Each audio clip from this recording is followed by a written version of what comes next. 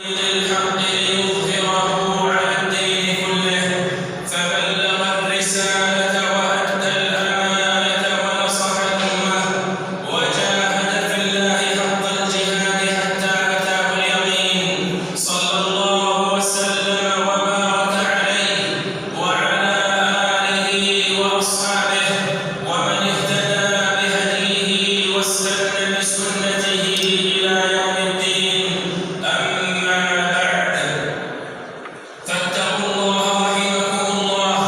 وبادروا إلى ما يحبه ربكم ويرضاه واتقوا يوما ترجعون فيه إلى الله.